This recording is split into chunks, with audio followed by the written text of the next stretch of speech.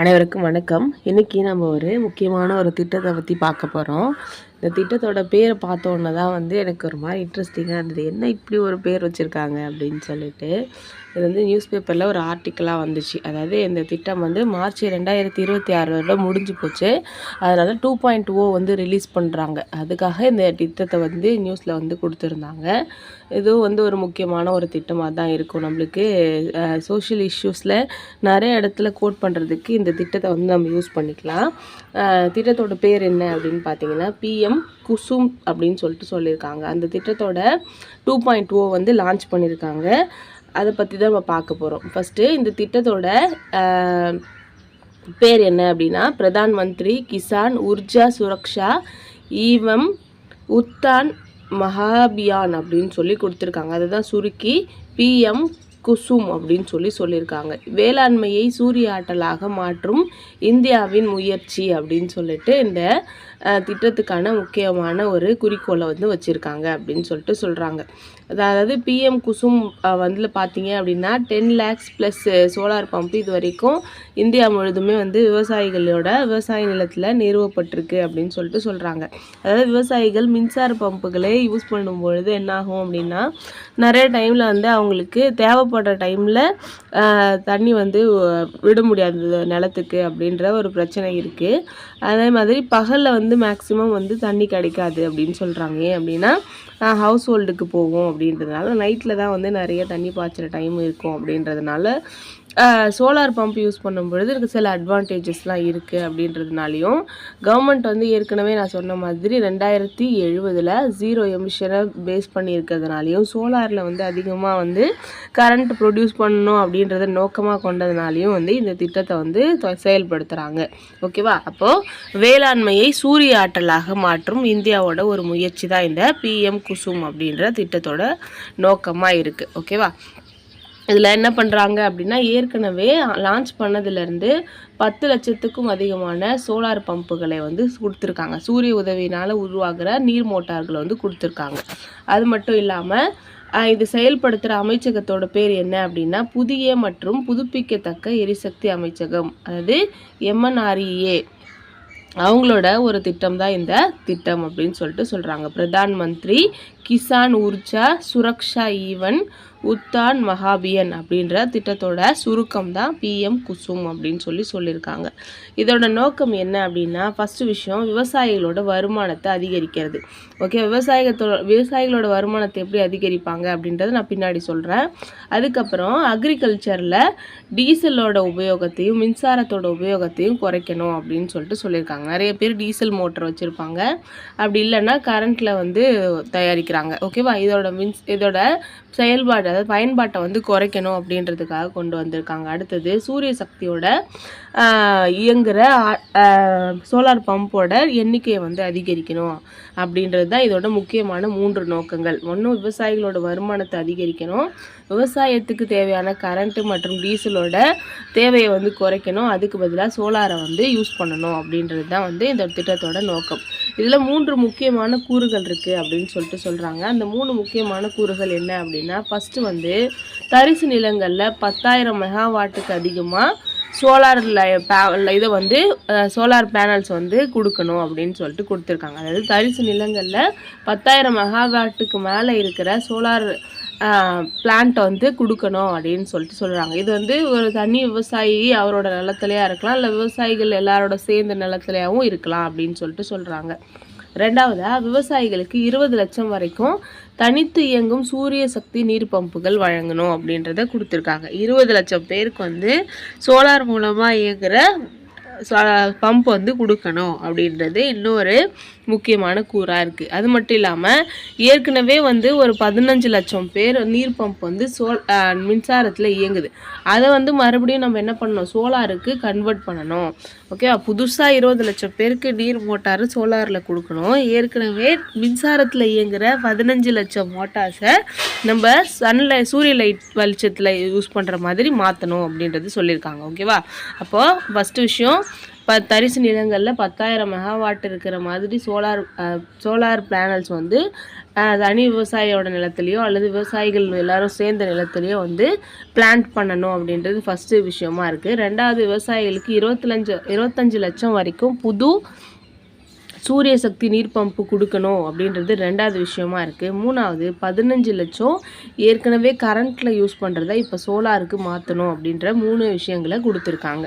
அடுத்ததாக சிறப்பம்சம்னு பார்க்கும்போது இந்த சோலார் நிதியுதவி திட்டத்தில் பார்த்தீங்க அப்படின்னா, இப்போ ஒரு விவசாயி இருக்கார் அப்படின்னு வச்சுக்கோங்களேன், அவரோட ஒரு வயலில் வந்து ஒரு சோலார் பிளான்ட் வந்து வைக்கணும் அப்படின்னு வச்சுக்கோங்க. அதுக்கு ஒரு 100 ரூபாய் செலவாகுது அப்படின்னா அதில் 30 ரூபாயை வந்து யார் கொடுப்பாங்க அப்படின்னா மத்திய அரசு கொடுத்துருவாங்க. 30 ரூபாய் யார் கொடுப்பாங்க அப்படின்னா மாநில அரசு கொடுத்துருவாங்க.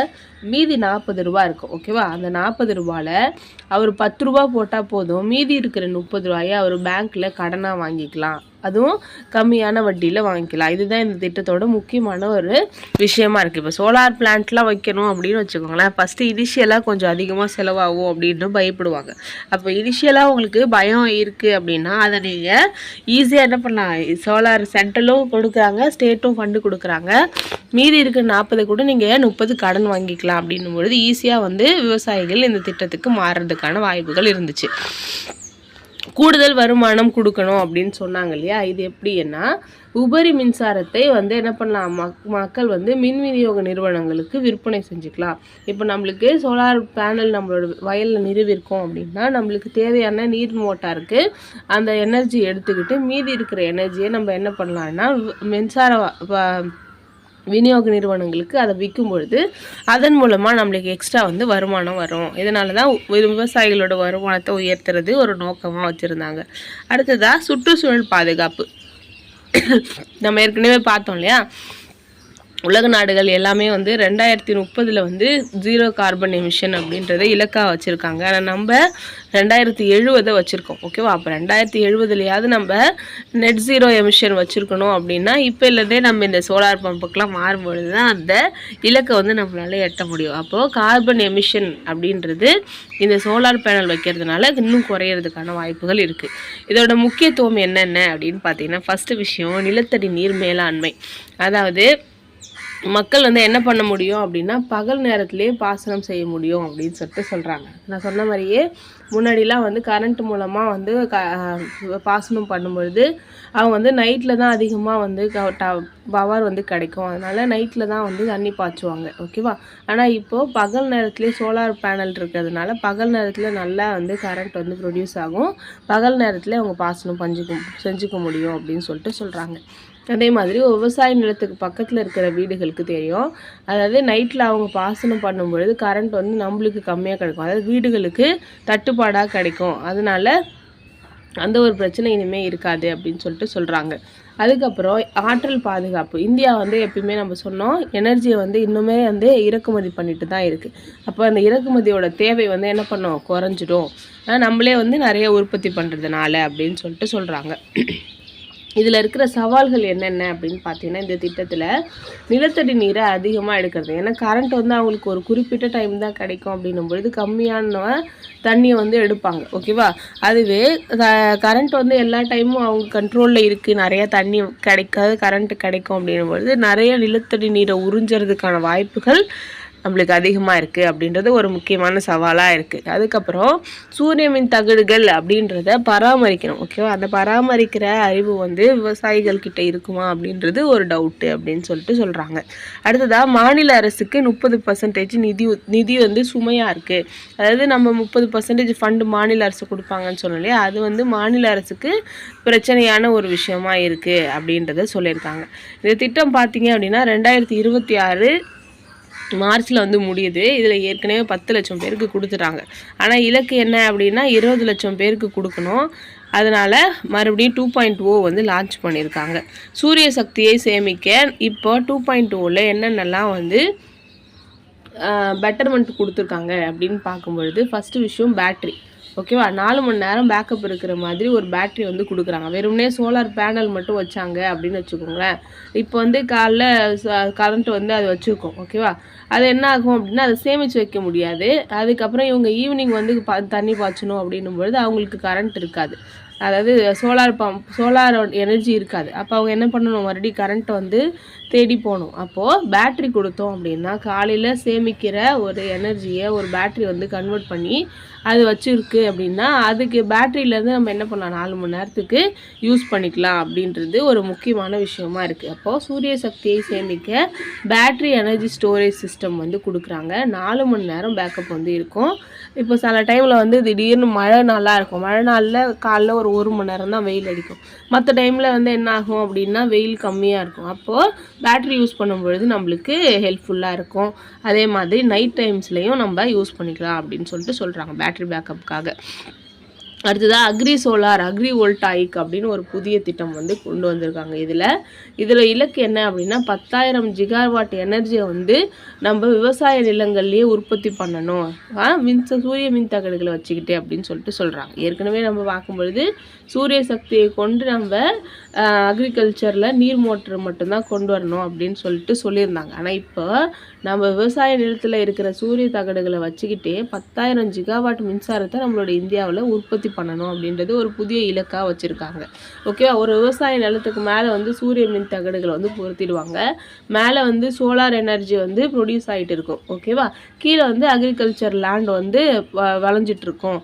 அப்போது ஒரே நிலத்தில் நம்மளுக்கு 2 வகையான லாபம் வந்து கிடைக்குது அப்படின்றத சொல்லியிருக்காங்க. அப்போது விவசாய நிலத்துக்கு மேலேயே சூரிய மின் தகடுகள் அப்படின்றதுனால 10,000 ஜிகாவாட் எனர்ஜி வந்து நம்ம இலக்காக வச்சுருக்கோம். இதை தான் அக்ரி வோல்டாயிக் அப்படின்னு சொல்கிறாங்க. அடுத்ததாக நிதி மற்றும் கடன் வசதி. அக்ரிகல்ச்சரல் இன்ஃப்ராஸ்ட்ரக்சர் ஃபண்ட் அப்படின்னு சொல்லிட்டு ஒரு ஃபண்ட் வந்து கொடுக்குறாங்க. குறைஞ்ச வட்டியில் கடன் வந்து கொடுக்குறாங்க. இதை அப்ளை பண்ணுறதுக்கு பார்த்தீங்கன்னா சிங்கிள் விண்டோ இன்டர்நெட் வந்து கொடுத்துருக்காங்க, வலைதளம் வந்து கொடுத்துருக்காங்க. மார்ச் 2027 வரைக்கும் அந்த திட்டத்தை வந்து நீட்டிச்சிருக்காங்க. நான் முன்னாடியே சொன்ன மாதிரி மார்ச் 2026 முடியுது. இப்போ 2.0 வந்து மார்ச் 2027 வரைக்கும் இருக்குது. இதோட இலக்கு பார்க்குறீங்க அப்படின்னா 34.8 ஜிகாவாட் ஆரம்பிக்கும் பொழுது. ஓகேவா? ஆனால் நம்ம அந்த ஒரு வருஷத்தில் நம்ம எவ்வளோ அடைஞ்சிருக்கோம் அப்படின்னு பார்த்தீங்கன்னா 12.16 ஜிகாவாட், பாதிக்கும் கம்மியாக தான் இலக்கு அடைஞ்சிருக்கோம். அப்படின்றதுனால இப்போ 2.0 வந்து நிறுவியிருக்காங்க. ஓகேவா? இந்த வீடியோ உங்களுக்கு யூஸ்ஃபுல்லாக இருக்கும் அப்படின்னு நம்புகிறேன். நெக்ஸ்ட் வீடியோவில் பார்க்கலாம். தேங்க்யூ.